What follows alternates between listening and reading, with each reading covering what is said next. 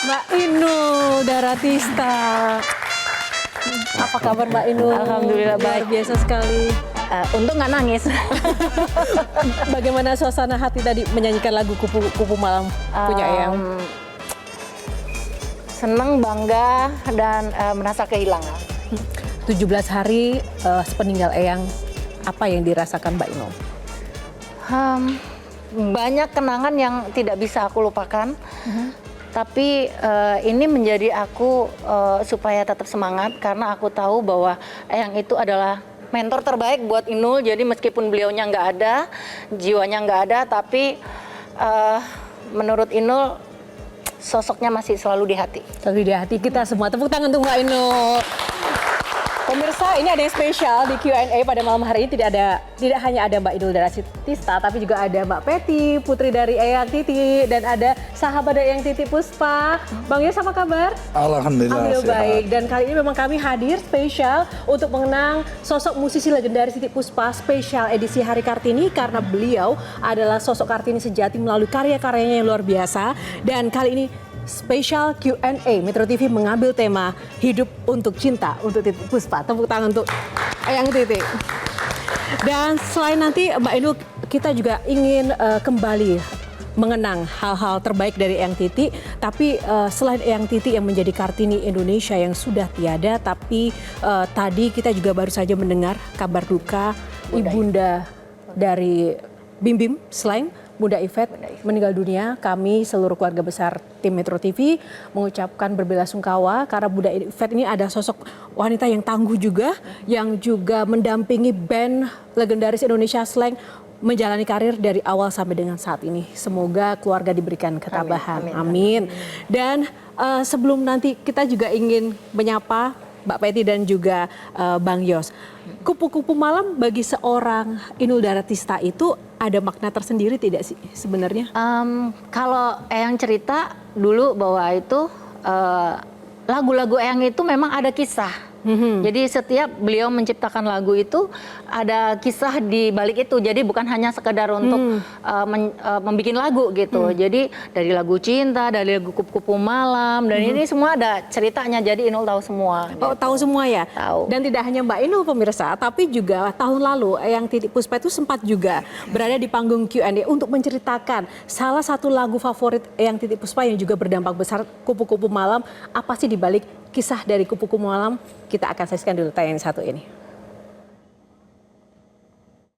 Dari show, habis buka masuk ke hotel. Hotel ya. Terus ada ketok-ketok. Tante, boleh saya bicara? Siapa? Aduh, aku masih keringetan.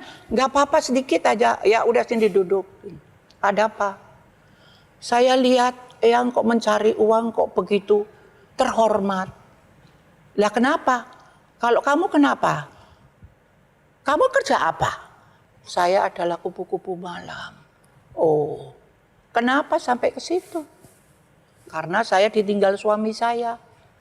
Saya ditinggalin anak. Saya tidak bisa kerja. Saya orang yang biasa hidup dimanja. Jadi saya jual ini, habis saya ngutang. Nah sekarang utangnya ditagih. Saya nggak punya uang. Jadi saya disuruh kerja itu. Nah terus sekarang maumu apa? Aku bilang. Saya kepengen punya suami, saya pengen membesarkan anak saya supaya anak saya tidak merasa bahwa ibunya mengerjakan sesuatu yang tidak baik. Oh deh, kamu berdoa dengan caramu, dia pakai keris ya. Aku berdoa dengan cara saya. Duduk Gusti Allah paring ngono. Wah, itu keras. Tahu dia tuh keblok ke saya. Mau meluk saya. Tuhan Bapak Yesus, aku Gusti Allah bilang, ini sampai kita berdua tuh begini dia Yesus ini Gusti Allah. Jadi akhirnya terus aku stop, jangan ke sana lagi, lewat jalan kanan. Percaya, Tuhan nanti akan ngasih makan anakmu. Seminggu kemudian aku nonton bioskop, dari belakang aku dipeluk. Tante Titi, aku sudah kawin. Alhamdulillah. Itu orang terhormat. Until now, I never speak her. Ya itu tadi salah satu cerita yang menarik. Salah satu hal mungkin kisahnya di setiap lagu banyak ya Mbak Peti, Mbak Inul dan juga Bang Yos.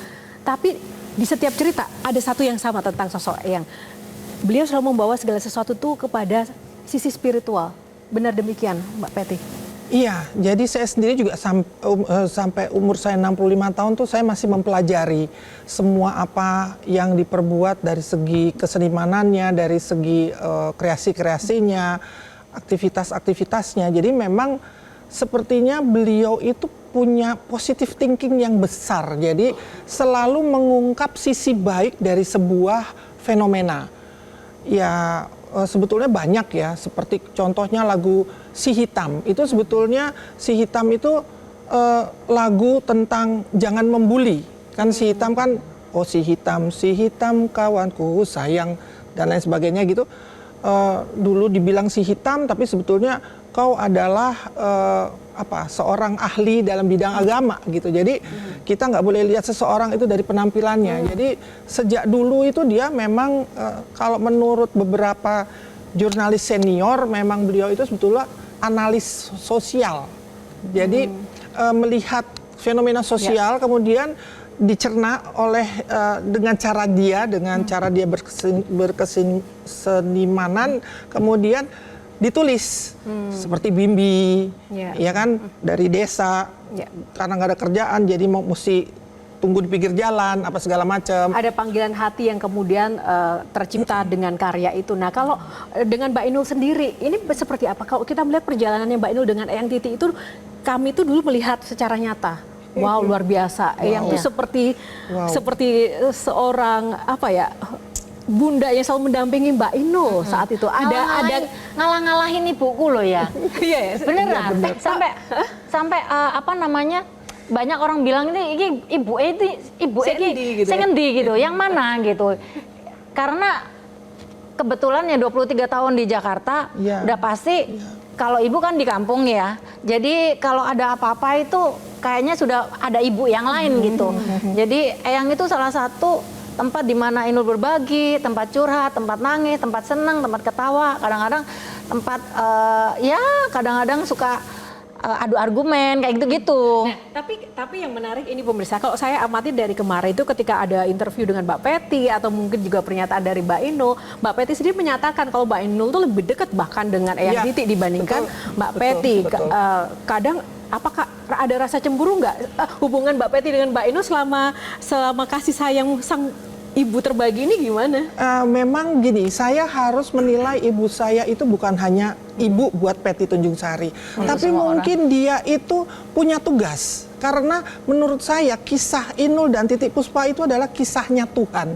Di mana Tuhan itu mempertemukan lah, kan jauh Titi Puspa senior, Inul waktu itu masih baru muncul. Kenapa dia mesti ke bawah? Itu kalau nggak ada sesuatu spesial task atau tugas khusus dari Tuhan itu nggak mungkin itu terjadi. Sempat protes nggak sama Eyang? Ya karena Eyang waktu itu nggak cerita.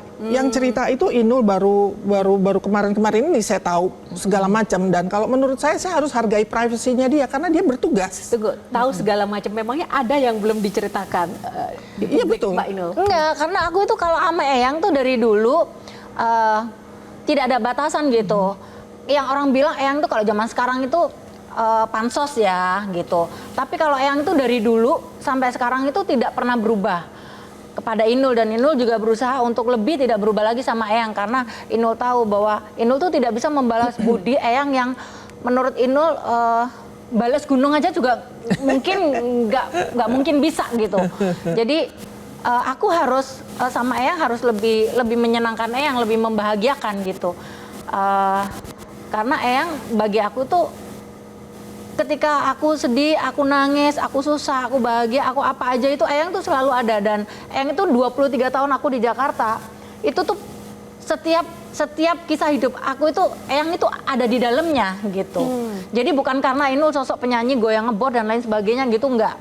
Tapi di sisi lain mungkin ketika Inul ada masalah keluarga, Inul ada masalah karir, masalah bahkan masalah duit, masalah apa aja gitu. Semuanya itu larinya ke Eyang, dan Eyang itu mau menerima keluh kesah Inul tuh tidak hanya mendengar, tapi action juga gitu. Dan saat itu Mbak Peti mengetahui juga aksi-aksi Nggak selalu, nggak selalu. Karena ya? saya harus menghargai ibu saya. Ibu saya itu bukan cuma ibunya Peti Tunjung Sari, tapi dia tuh somebody yang kemungkinan menurut saya diutus sama Tuhan untuk memanusiakan manusia. Di mana kita nggak mengerti. Baru sekarang ini kita bisa mengolah, memahaminya dan mencernanya. Bahkan setelah beliau tiada, banyak juga hal-hal yang baru kita ketahui bersama. Salah satunya kisah yang nanti kita ingin dengarkan bersama dari sahabat Eyang Titi Puspa, Bang Yos, yang selama 10 tahun selalu bersama-sama di segala situasi dan berbagi kebahagiaan. Namun seusai jeda, Q&A akan kembali. Tetaplah bersama kami.